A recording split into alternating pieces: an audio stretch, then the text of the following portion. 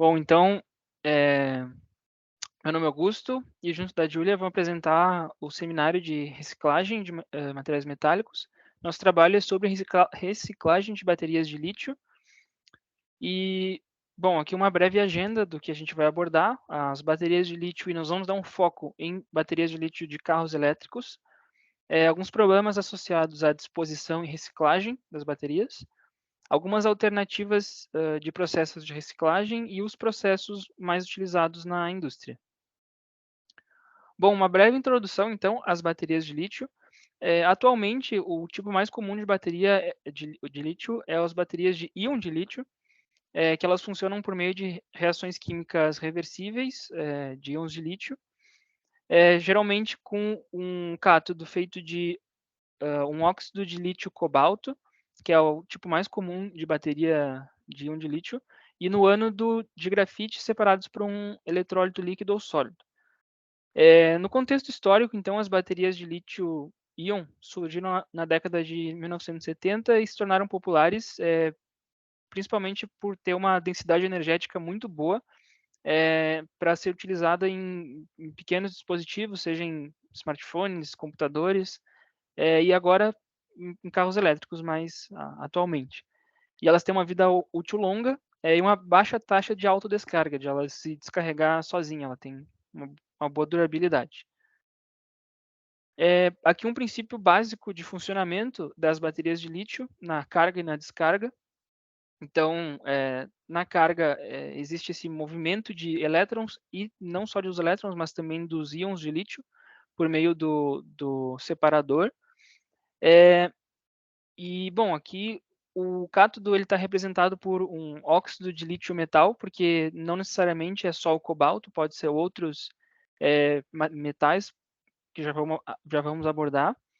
O ânodo geralmente ele é feito de carbono e basicamente seria isso, esse fluxo de íons de lítio e de elétrons, né, carga e descarga. Bom, então, como eu falei no início, a gente vai focar um pouco mais em baterias de lítio utilizadas em carros elétricos. As composições químicas utilizadas em carros elétricos são variadas, o que é um dos fatores que dificulta a reutilização e reciclagem das mesmas. De modo geral, o eletrólito posicionado entre os eletrodos é um sal condutor iônico, sendo que o lítio PF6 é o mais comum utilizado. Já os ânodos são comumente feitos de grafite, isso é via de regra. Apesar de encontrar os cátodos mais comuns, que são os dióxidos de lítio-cobalto, que são os utilizados em dispositivos eletrônicos, eles não são tão adequados para aplicação em carros elétricos, de modo que para os cátodos utilizados em baterias de carros elétricos, tem diversas composições, como essas aqui. Então, além do lítio, tem manganês, ferro, no caso, manganês seria o tipo de bateria LMO, o de ferro seria LPF, NCA seria lítio, níquel, cobalto, alumínio, e NMC seria lítio, níquel, manganês e cobalto. Então tem essas composições que variam bastante, variam de fabricante para fabricante de carros elétricos e de baterias. Isso é um problema, né, para reciclagem.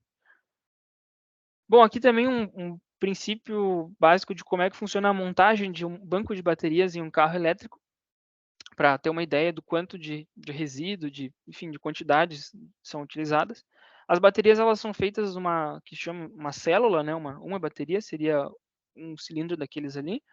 Essas baterias, elas são colocadas em um módulo, que seria um recipiente. Esses módulos são montados na parte geralmente de baixo do veículo, e esses módulos em conjunto, conectados, compõem um pack de baterias, seria o banco de baterias de um veículo. Bom, então, agora falando sobre problemas associados à disposição e reciclagem, apesar dos veículos elétricos serem meio de transportes considerados limpos ao meio ambiente pelo fato de não emitirem gases que contribuem para o aquecimento global, eles têm alguns outros impactos ambientais que podem ser bem significativos e atualmente têm se apresentado. Como discutido anteriormente, então, as baterias de lítio utilizadas em carros, elas possuem variadas composições, é, de modo que diversos elementos químicos podem estar presentes numa bateria depois da sua vida útil. e é uma dificuldade que se tem para fazer a reciclagem. Além disso, as baterias atuais elas não têm uma vida útil muito longa, em torno de 10 anos no máximo, e assim que ela atinge 80% da sua capacidade, existe uma legislação global que faz e exige que a bateria seja trocada por segurança. Então, é uma geração muito grande de resíduos. Aqui nessa curva aqui é possível verificar a questão do preço, que é um dado interessante. Atualmente, as baterias correspondem em torno de 30% do valor de um carro elétrico, ou seja, a partir do momento que acaba a vida útil da bateria, meio que não compensa trocar a bateria, porque é muito caro, então acaba gerando todo o resíduo do carro em si, porque é mais barato comprar outro carro, é mais viável economicamente comprar outro carro do que trocar as baterias. Então isso gera mais resíduo ainda.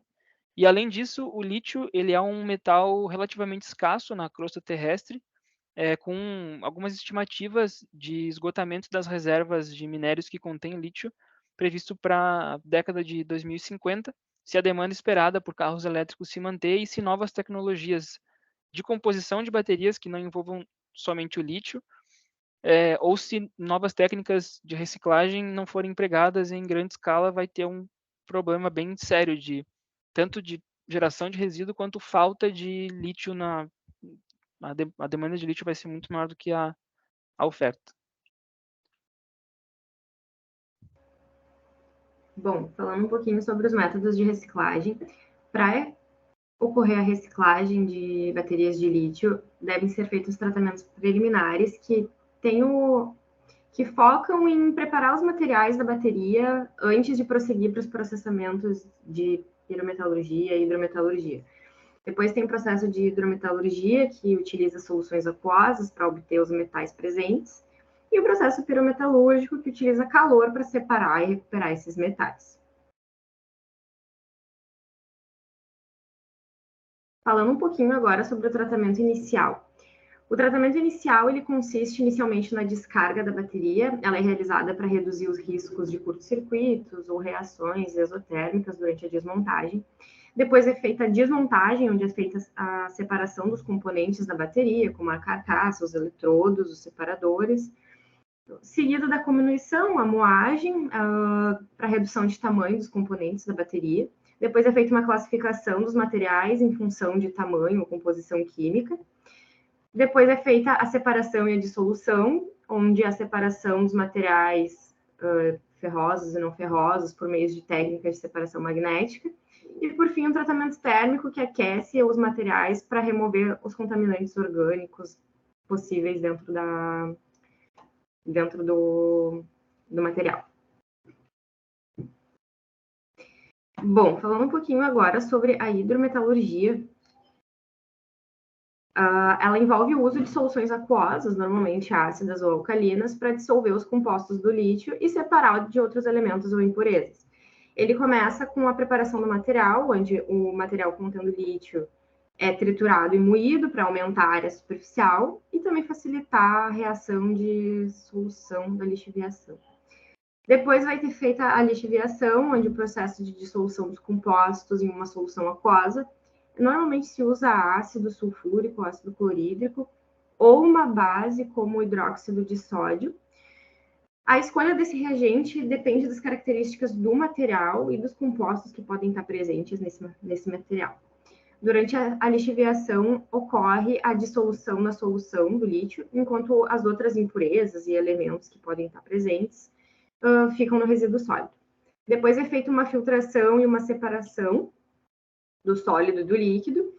Depois é feita uma precipitação, onde a solução que tem os íons de lítio é tratada com reagentes químicos para precipitar o lítio na forma de compostos de lítio, carbonato ou hidróxidos. E ocorrendo a precipitação depois e a separação da solução. E, por fim, a purificação e o refino para ter uma melhor qualidade no produto final. Passando um pouquinho agora para a pirometalurgia, que é uma outra técnica possível, ela utiliza calor para separar e recuperar os materiais valiosos contidos nas baterias. Como o Augusto comentou anteriormente, tem íons de lítio, cobalto, níquel, alumínio e outros componentes metálicos, e a piro acaba sendo uma alternativa para a hidrometalurgia. Ela consiste no início da coleta e na desmontagem, na trituração. Os componentes são separados e são triturados na sequência. Aí ocorre a secagem, os materiais têm que ser secos para remover a umidade e possíveis contaminantes. Depois é feita a calcinação, os materiais são submetidos a altas temperaturas em fornos de calcinação, geralmente acima de 600 graus, e isso é para remover o eletrólito residual e outros compostos orgânicos voláteis. Durante a calcinação, o lítio pode ser convertido em óxido de lítio, e aí na sequência vai para fundição e separação, onde normalmente atinge uma média de 1000 graus, e os metais como cobalto, níquel ou alumínio podem ser separados a partir desse material fundido. Depois é feito o refino e a purificação, onde os metais passam por etapas de refino para remover as impurezas e melhorar a qualidade dos materiais, como na hidrometalurgia. Bom, a reciclagem das baterias é fundamental para minimizar os desperdícios de recursos naturais. Porém, além do processo de pirometalurgia e hidrometalurgia, existem várias alternativas e abordagens para reciclar as baterias de lítio. Uma delas é a reciclagem mecânica, que envolve a desmontagem das baterias e a separação de seus componentes, como os eletrodos, os separadores de carcaças, mas por meio de processos mecânicos, como a trituração, peneiramento e separação magnética. Isso pode ser um pré-requisito antes de aplicar um método pirometalúrgico ou hidrometalúrgico.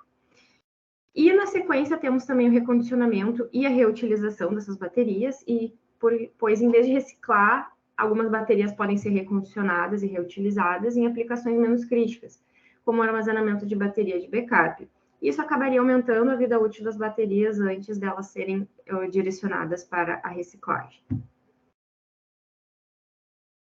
Seria isso. Muito obrigada pela atenção de vocês. Muito obrigado.